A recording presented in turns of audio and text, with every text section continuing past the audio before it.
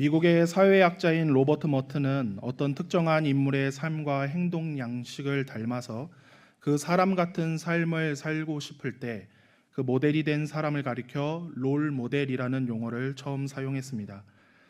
성공한 사업가, 정치인, 연예인, 스포츠 스타, 유명한 학자 등 자신의 분야에서 인정받는 사람들의 인터뷰를 들어보면 대부분 롤 모델이 있었음을 알 수 있습니다. 대표적인 일화로는 국내 바둑의 최전성기를 이끌었던 이창호 구단의 롤 모델이 바로 조훈현 구단이었습니다. 조훈현 씨는 자신의 집에서 직접 이창호 씨를 가르치면서 같이 먹고 자고 하면서 자신이 알려줄 수 있는 바둑에 대한 모든 것을 전수해 주었고, 이를 통하여 이창호 구단은 세계적인 선수로 성장할 수 있었습니다. 이런 의미에서 오늘 성경을 기록한 베드로 역시 자신의 인생의 최고의 롤 모델을 만났는데 바로 예수 그리스도이십니다. 평생에 걸쳐 예수님을 닮아가고자 노력했던 베드로는 예수님을 보면서 자신의 롤 모델로 삼게 되었고, 또 그렇게 자신의 인생 전체가 변화하게 되었습니다. 사실 예수님을 만나기 전 베드로는 이창호 구단과 같이 무슨 천재성을 가지고 있던 인물도 아니었고, 무엇보다도 예수님의 수제자라는 칭호와는 전혀 어울릴 것 같지 않은 그저 갈릴리 촌구석에서 물고기를 잡던 어부에 불과했습니다. 심지어 그 성격도 급해서 그야말로 말보다는 손이 먼저 나가는 사람이었습니다. 그러나 예수님을 만나 예수님을 롤 모델로 삼게 된 베드로는 물고기를 낚던 어부에서 사람을 낚는 어부로 그 겉모습뿐 아니라 속사람까지 변화되는 성화의 삶을 살았고, 평생을 사도로서 헌신하는 삶을 살며 예수님을 증언하는 삶을 사는데 자신의 생명까지도 기꺼이 바치는 순교적 삶을 살았던 것입니다. 그럼 베드로는 오늘 본문에서 그처럼 예수님을 닮아가는 삶, 즉 성화 생활의 신성한 성품에 참여하는 것이라고 아주 멋지게 표현하며 성도들을 향하여 신성한 성품에 참여할 것을 권면하고 있습니다. 그렇다면 이 시간 신자는 어떻게 해야 이 신성한 성품에 참여할 수 있고, 또한 신성한 성품에 참여한 자답게 살아갈 수 있는지 본문을 통해 함께 살펴보고자 합니다. 첫째로 우리는 주 예수를 믿음으로써 신성한 성품에 참여하는 성화 생활을 시작할 수 있습니다. 베드로후서 1장 1절부터 4절을 함께 읽겠습니다. 시작. 예수 그리스도의 종이며 사도인 시몬 베드로는 우리 하나님과 구주 예수 그리스도의 의를 힘입어 동일하게 보배로운 믿음을 우리와 함께 받은 자들에게 편지하노니, 우리 주 예수를 알므로 은혜와 평강이 너희에게 더욱 많을지어다. 그의 신기한 능력으로 생명과 경건에 속한 모든 것을 우리에게 주셨으니 이는 자기의 영광과 덕으로서 우리를 부르신 이를 알므로 말미암음이라. 이로써 그 보배롭고 지극히 큰 약속을 우리에게 주사 이 약속으로 말미암아 너희가 정욕 때문에 세상에서 썩어질 것을 피하여 신성한 성품에 참여하는 자가 되게 하려 하셨느니라. 아멘. 사도 베드로는 베드로후서를 받아보게 될 성도들을 향해 우리 하나님과 구주 예수 그리스도의 의를 힘입어 동일하게 보배로운 믿음을 함께 받은 자라고 말하고 있습니다. 이는 사도인 베드로 자신이나 성도 모두 보배로운 믿음을 얻는 것은 동일하게 스스로 어떤 공로나 자격으로 주어지는 것이 아니라 전적으로 하나님과 구주 예수 그리스도의 의를 통해서만 받을 수 있음을 말하는 것입니다. 우리는 예수님께서 죄인들을 대신하여 십자가에 달려 죽으심으로 모든 죄 문제를 해결해 주시고 구원을 베풀어 주신 그 의를 성도가 알므로 보배로운 믿음을 받을 수 있게 됩니다. 그렇기에 2절에서 하나님과 주 예수를 알므로 신자가 된 이들에게는 죄 용서의 은혜와 그 어떤 시험이나 유혹, 괴로움을 겪는다 해도 승리할 수 있는 평강을 더욱 많이 누리게 된다고 말하고 있는 것입니다. 이어지는 3절에서는 보다 분명하게 예수님을 알고 보배로운 믿음을 받게 된 성도가 또한 얻게 되는 것을 말하고 있는데, 이를 위해 3절을 보다 이해하기 쉽게 번역하면 그리스도께서는 당신이 가지신 하나님의 능력으로 우리에게 생명과 경건에 이르는 데 필요한 모든 것을 주셨습니다. 그것은 당신의 영광과 능력을 누리도록 부르신 분을 우리가 알았기 때문입니다. 라고 할 수 있습니다. 여기서 베드로는 성도가 생명과 경건에 이르는 데 필요한 모든 것을 예수님을 통하여 받게 되었다라고 말하고 있습니다. 이는 예수님을 믿음으로 죄 용서를 받고 구원을 누리게 되므로 새 생명을 얻게 되었음과 이제 경건한 새 삶을 시작할 수 있게 되었음을 의미합니다. 그렇다면 경건한 삶이란 무엇을 말하는 것입니까? 그 답은 4절에서 말하는 대로 신성한 성품에 참여하는 것입니다. 4절 역시 좀 더 이해하기 쉽게 번역해 보면 우리는 지극히 보배롭고 큰 약속을 받았습니다. 이 약속으로 우리가 세상의 정욕 때문에 썩어질 인생에서 멀리 떠나 하나님의 성품에 참여하는 자가 되도록 하시기 위함입니다. 라는 의미입니다.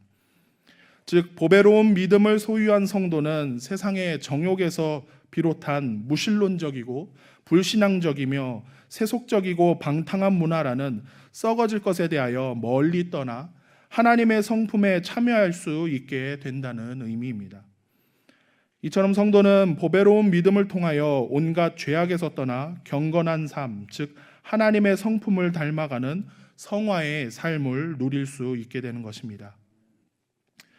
기독교에서 말하는 성화의 삶이란 결코 어떤 특별한 무엇인가를 해야만 이룰 수 있는 것이 아니고 어떤 비상한 사람만 할 수 있는 것도 아닙니다. 불교에서는 온갖 고행을 통해 자신을 수행하면 신적 존재인 부처가 될 수 있을 것이라고 말하며 평생에 걸쳐 무건수행, 오체투지, 단식과 같은 방법으로 자신의 육체를 괴롭게 합니다. 비슷하게 중세 천주교에서도 자신의 몸을 채찍질하며 예수님이 당한 고난을 자신도 겪으면 성화될 수 있을 것이라고 믿었습니다. 평생 빈자와 병자만을 돌보았다고 해서 테레사 수녀를 성녀라고 부른다든지 슈바이처 박사가 아프리카의 원주민을 위해서 헌신했다고 해서 아프리카의 성자라고 부르고 있는 것처럼 말입니다.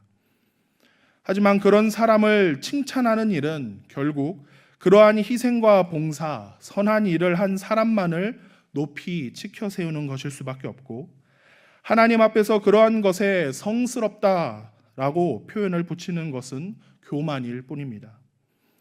그런 행위를 통해서 이른바 신의 경지에 도달할 수도 없고 그것은 결단코 성화에 이르는 방법이 될 수도 없습니다.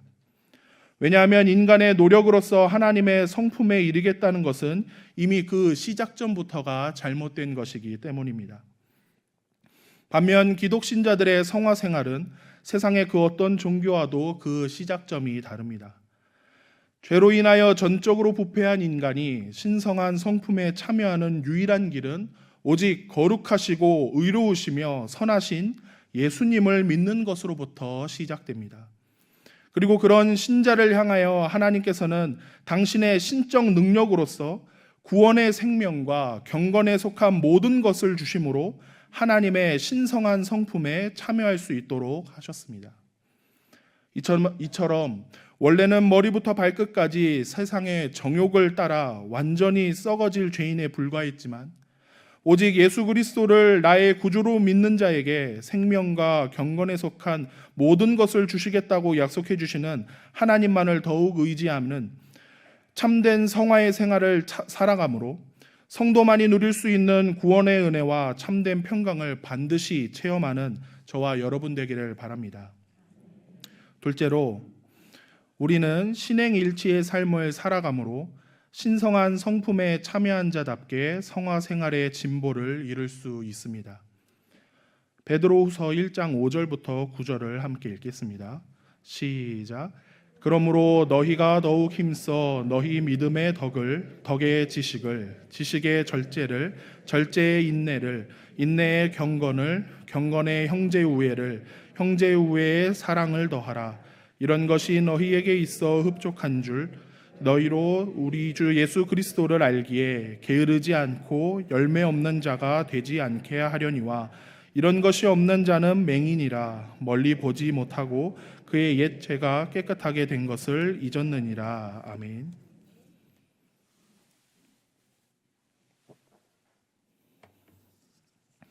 앞에서 베드로는 신성한 성품에 참여하는 시작점이 믿음이라고 가르쳤습니다.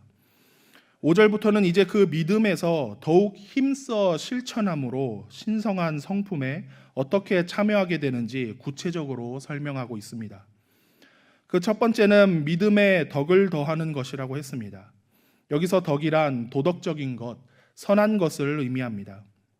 믿음이라는 요소가 하나님과 사람 간의 관계에서 작용하는 것이라면 덕은 사람과 사람 사이에서 작용하는 것입니다. 따라서 믿음의 덕을 더하라는 말씀은 하나님과의 관계가 회복된 성도는 이제 사람과의 관계에서도 도덕적이고 선한 성품을 나타내야 한다라는 의미로 해석할 수 있습니다. 그리고 이것이 바로 신성한 성품에 참여한 사람만이 나타내 보일 수 있는 이웃사랑의 첫 단계가 되는 것입니다. 이어서 덕의 지식을 더하라고 했습니다. 그 지식은 하나님의 진리에 대한 지식을 의미합니다. 성도는 그 선함과 도덕적 요소의 기준을 하나님의 말씀에 근거하여야 하며 바로 성경을 통한 지식을 통해서만 바른 덕을 세울 수 있게 되기 때문입니다. 그리고 그 지식에 절제를 더하라고 합니다. 우리가 하나님의 말씀을 많이 알수록 겸손해져야만 하지만 오히려 인간이 가진 죄성 때문에 교만하여지기 쉽고 다른 이웃을 정죄하는 잘못을 저지르기 쉬워집니다. 따라서 하나님의 말씀을 정죄의 도구로 사용하지 않도록 절제하는 덕목도 필요한 것입니다.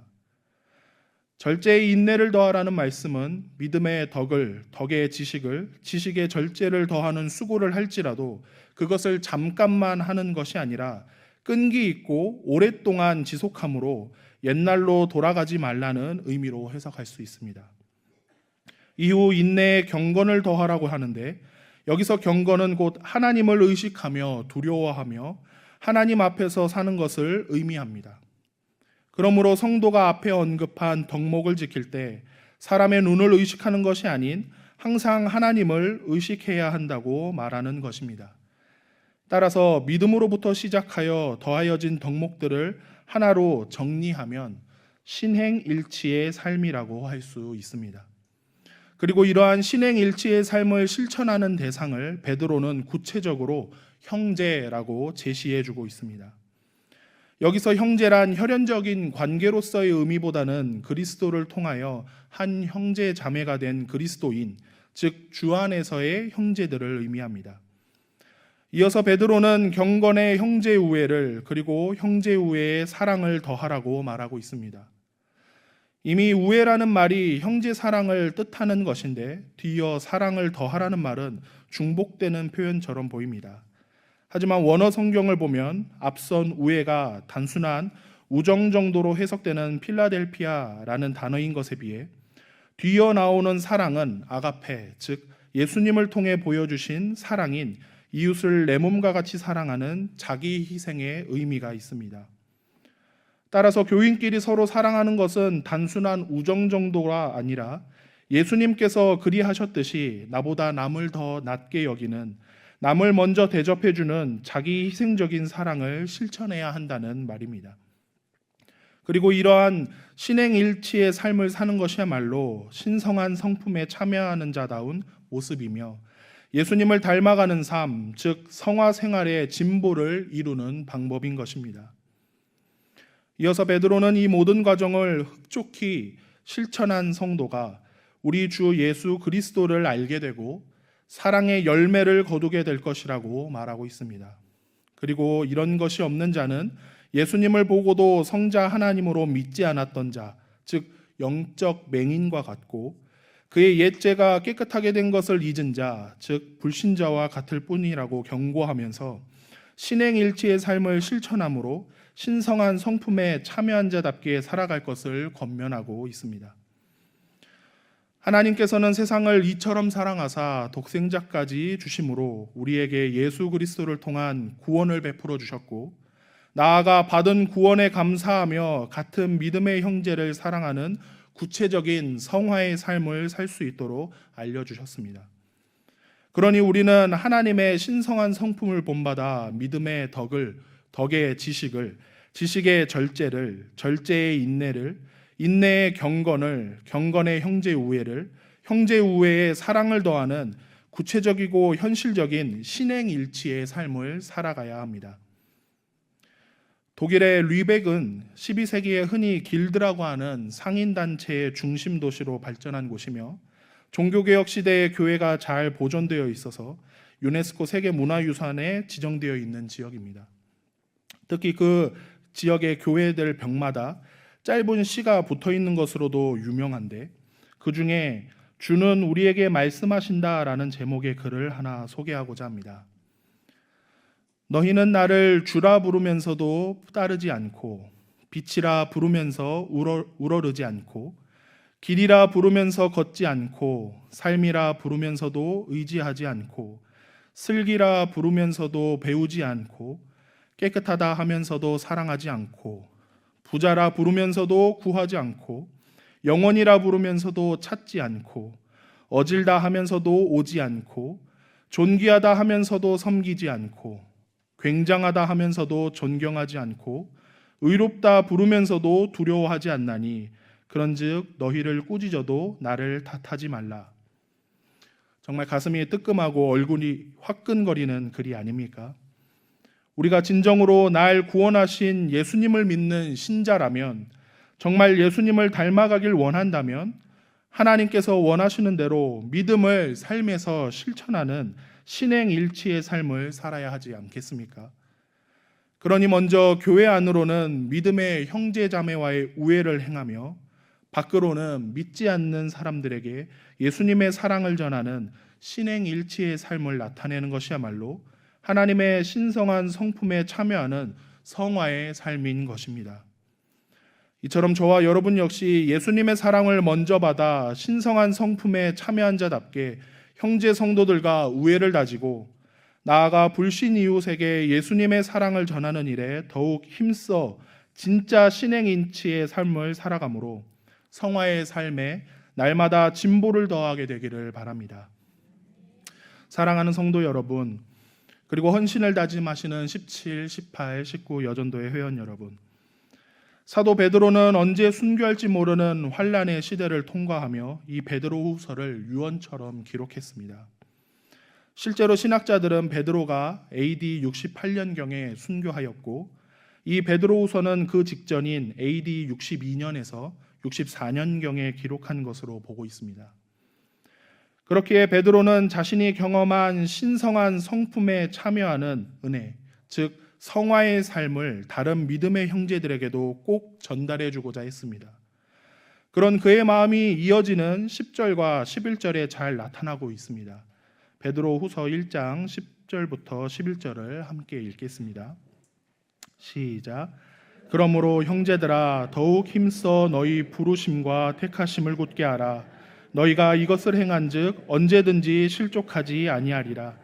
이같이 하면 우리 주 곧 구주 예수 그리스도의 영원한 나라에 들어갈을 넉넉히 너희에게 주시리라. 아멘.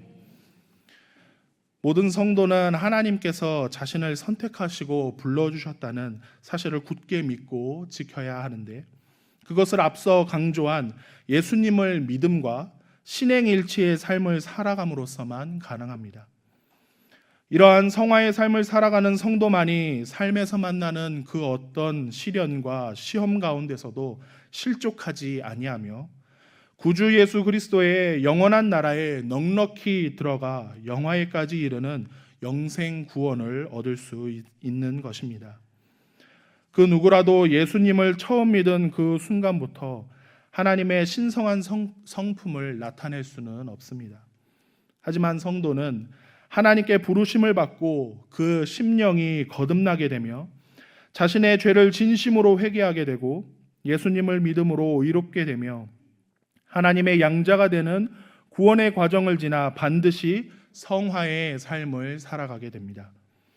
정말 보배로운 믿음을 소유하고 있고 하나님의 신성한 성품에 참여한 자라면 그의 삶에서 예수님을 닮아가려는 성화의 모습이 나타날 수밖에 없는 것입니다. 이러한 신성한 성품에 참여하는 자가 되게 하신 하나님의 보배로운 부르심의 약속에는 후회하심이나 실패하심이 결코 없으십니다.